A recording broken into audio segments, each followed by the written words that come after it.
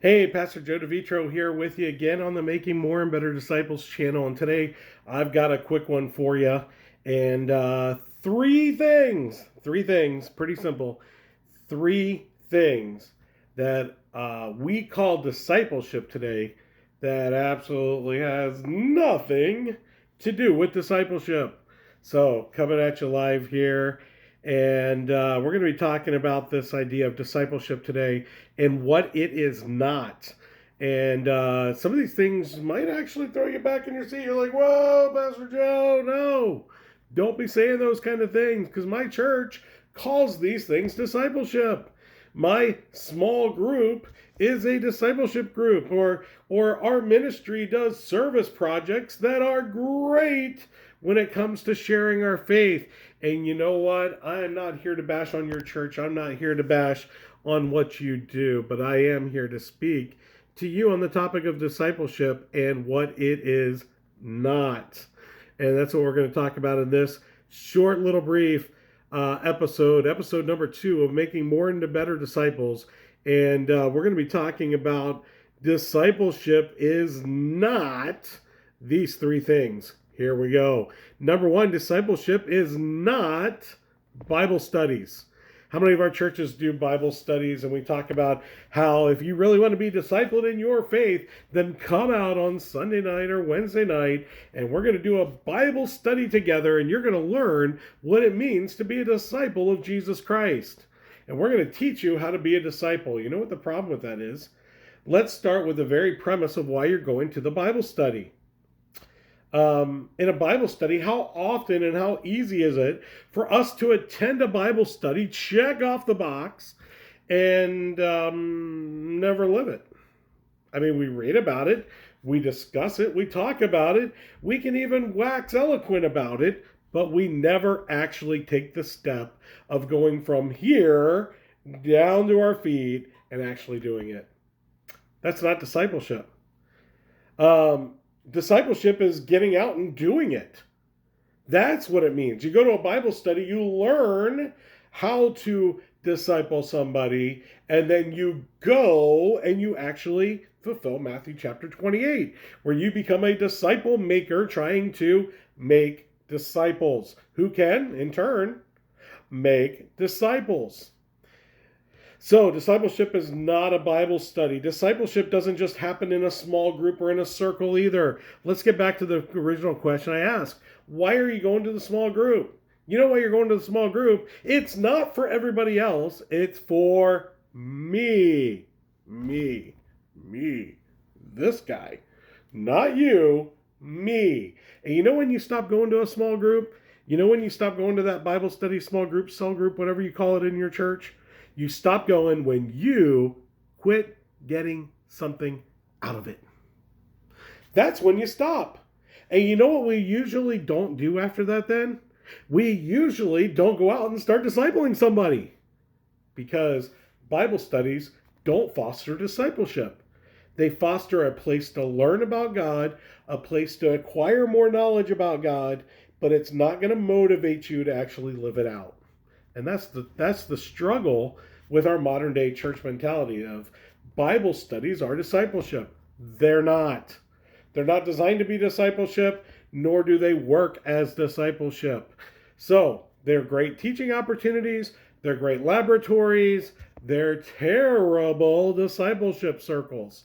So let's also transition now. Let's talk about number 2. The number 2 reason, or number 2 thing that discipleship is not, and it is not a small group. You say, what's the difference between a Bible study and a small group? Well, you can be in a small group that doesn't necessarily study the Bible. I know.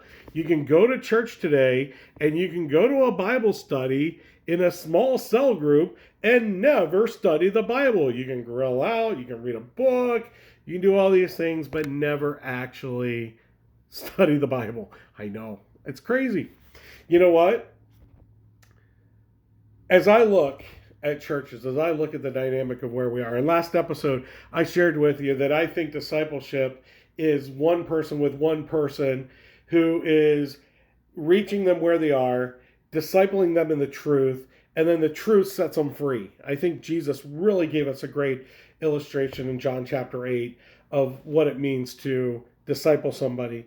And I want us to understand that when we are in a small cell group, we're not doing what we're doing in the small group for other people. We're still consuming, we're still taking in. And as long as it's tangible, as long as it's usable, we keep going to the small group. But there comes a point where, well, I'm just not getting anything out of the small group. And what do? We punt the small group and we go home and we go fishing, we go do something else because we don't value what the group is giving us. So, if our cell group, if our small group is not making us look upward, it's not making us look inward, and it's not making us look outward, then you know what? Your cell group may be a great group, maybe a great social group, may even be a great Bible study, but it's not discipleship. Number three, discipleship is not doing service projects. Okay? You dug a well. You know what you did? You dug a well. You delivered groceries. You know what you did? You delivered groceries. These things are not discipleship. When Jesus said, if you do these things, then you know you're my disciples. It doesn't say if you dig a well, you'll be my disciples. Jesus went to wells. He even talked to a woman at the well. You know what he asked the woman at the well? Where do you worship? How do you worship? And Jesus said there's going to come a time where people will either worship in Jerusalem or in Samaria, but they will worship God directly. And the question is this: Jesus took time to visit with one lady at a well, and he led her to a relationship with him. So much so that what was the fruit of his labor? She went into the town and told everybody to come out and hear what this man had taught her. How awesome is that? So our service projects are not discipleship. All right? Jesus says this: we should love or do justice and mercy, right? He said that we should love justice and we should do mercy. What does this mean? Justice equals righteousness. They're the same word, translated in different places the same way. Righteousness and justice mean this: restoring people to what God designed them to be. So digging a well doesn't restore people to what God designed them to be. Buying groceries for somebody doesn't restore them to what Jesus wants them or God designed them to be. Number two, the second Adam, Jesus, we want to be more like that second Adam. Not more like the world, not more like doing service projects. We want to be like Jesus. How many wells did Jesus dig? How many people did Jesus buy groceries for? Oh, sure, you can say the feeding of 5,000, feeding of 4,000. No, he took what was already there and multiplied it. Just because we all have the same t-shirts on, just because we're all doing the same project, just because we're building somebody's house, none of these are bad things. Don't get me wrong, but none of them are discipleship. They're great things to do. Serving for the sake of what is the real question. What are we serving for? And are we serving God to be seen? Are we serving God to build our church? Are we serving God to get perception that we're some great Christian culture? Fine, do it. But that's not discipleship. Last of all, service that is not connected to discipleship and true restoration is not missional. If you're serving and it's not connected to discipleship, that is building a relationship with a person to draw them to a place where the truth can set them free, then it's not really missional discipleship. Might be a great thing to do, might be a way to reach somebody where they are. Don't get me wrong, could be a first step.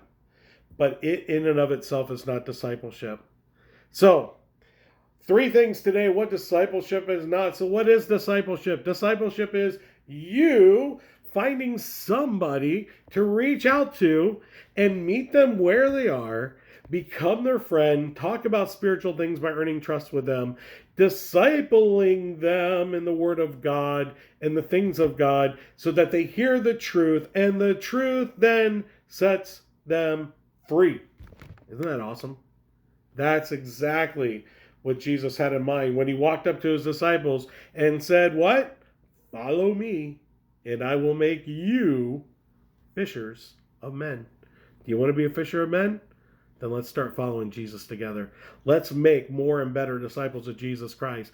Not through a program, not through some trickery, not through some smooth talking, but by meeting people where they are, building a relationship with them, giving them the truth, and letting the truth set them free.